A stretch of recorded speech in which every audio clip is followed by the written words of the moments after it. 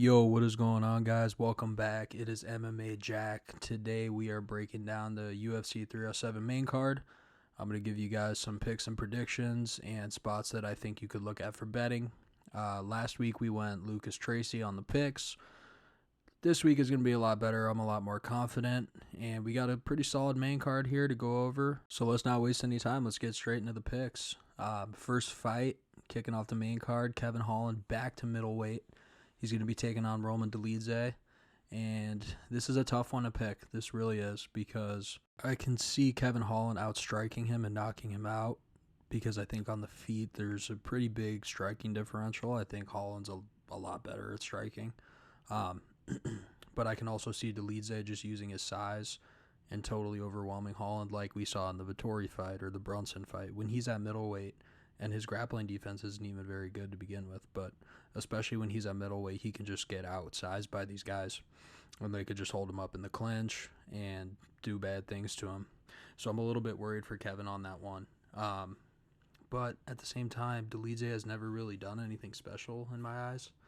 It was impressive when he went up to light heavyweight against Anthony Smith, but Anthony Smith is also kind of a bum at this point.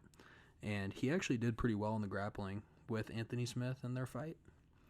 But, shit, it's such a hard pick. Give me Kevin Holland by knockout. Actually, give me a double chance here.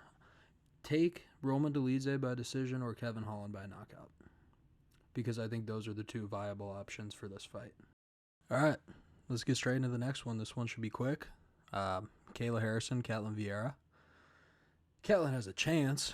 Everyone has a fighter's chance, but we all know Kayla's going to do Ketlen like she did Murr on Impractical Jokers. I don't know if you guys remember that episode when she slammed through the table. She was hilarious. Not much to say here. I mean, let the odds speak for itself. Kayla Harrison, world champion judo grappler. Ketlen Vieira has always been middle of the pack. This is obviously a setup fight to get Kayla to the title. So won't waste too much time here. Let's go Kayla Harrison by finish. All right, and we're here at the featured fight of the night. Mario Bautista taking on Jose Aldo. Bautista is a hometown guy for me. I've liked him a lot in the past, but I think I'm going to have to go against him here.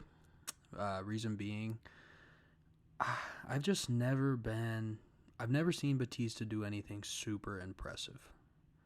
The Damon Blackshear fight really threw me off. I believe Blackshear came in on short notice on that one too, which makes it even worse in this case for Mario.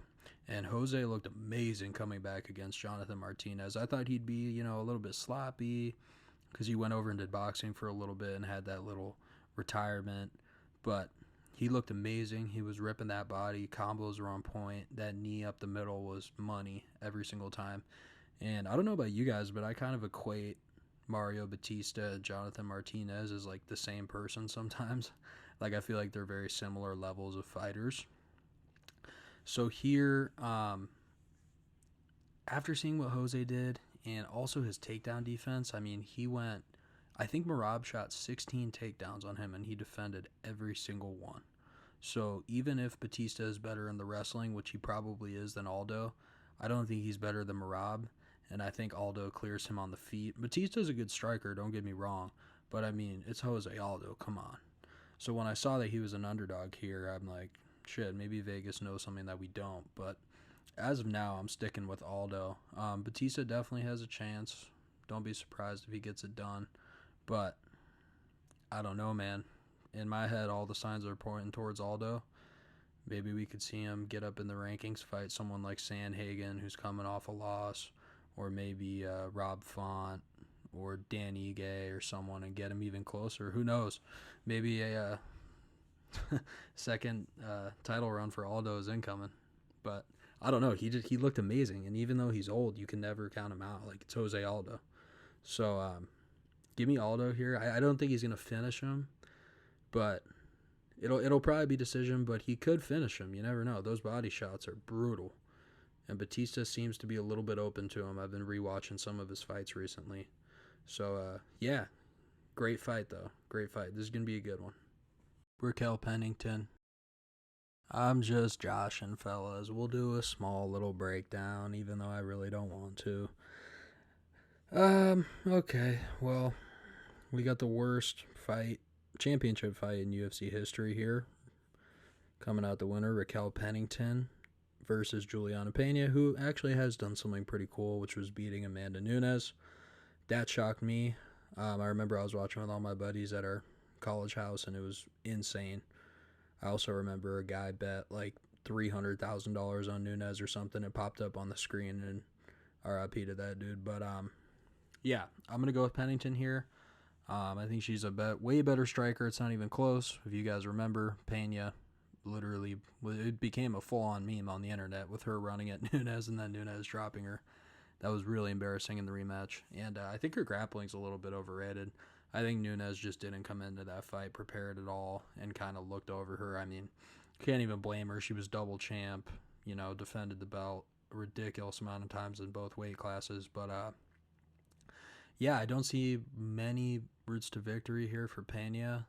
I would stay away from this fight on betting. It's going to probably be a stinker. So yeah, let's go Raquel Pennington and get into the main event. All right, let's go. Main event time. Alex Poatan Pereira versus Khalil Rountree Jr. Do I smell an upset? No, but I low-key have a weird feeling.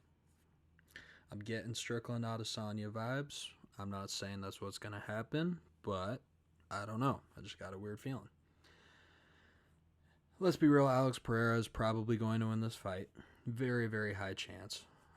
He is everything that Khalil Rountree is, but better. They both come from a similar Muay Thai kickboxing background, but I think Alex has the edge in every single aspect of striking. Khalil, we've never seen him grapple. We've never seen him shoot a takedown, so we don't know how he would look on the ground. But I would say there's a high likelihood that Alex could defend whatever he would bring at him. The thing that kind of scares me, though, and I know MMA math and stats don't work, but the last two fights in Salt Lake City, being Usman Edwards 2 and Gaethje Poirier 2, were both ended by the underdogs by a head kick. Just a fun stat. Thought I'd throw it out there. I don't think that Khalil is going to win this. Of course, there's always a chance. And there's something in my brain that's like, oh, maybe he's going to pull it off. But I'm going to ignore that. And we're going to go with Poatan here. Of course, Khalil can catch him. He's faster than Alex. I think Alex hits a lot harder. But Khalil's very, very quick. But I just can't give it to him, man. I mean, he's not subpar in the UFC. He's definitely above average, but he's never done anything crazy. And, I mean, just look at the record of Alex. He's taken out Yuri twice. He's taken out Izzy. He's taken out Blachowicz. I mean, the guy is just a living legend, and I think this is a setup for the Ankalaev fight, just to give Alex another win in there. And, yeah, regardless, it should be a pretty cool fight, though. I'm sure we'll see a finish. I would be extremely shocked if this went to decision. But, yeah, it should be a good way to end off this Salt Lake City card. It's been a pretty good main card. Solid pay-per-view as well. You got Buckley and Wonderboy on the prelims. But yeah, thanks for watching. If you're still watching, we're going to continue to be putting out prediction videos for all the pay-per-views, and I might start doing fight nights too. And if you guys want to go ahead, drop a like, comment, subscribe. Really appreciate it. Keeps motivating me to make these videos, and I think we're forming a pretty good community here for only 5 or 6 videos in. So thanks again, fellas. Enjoy the fights this weekend, and we'll see you soon.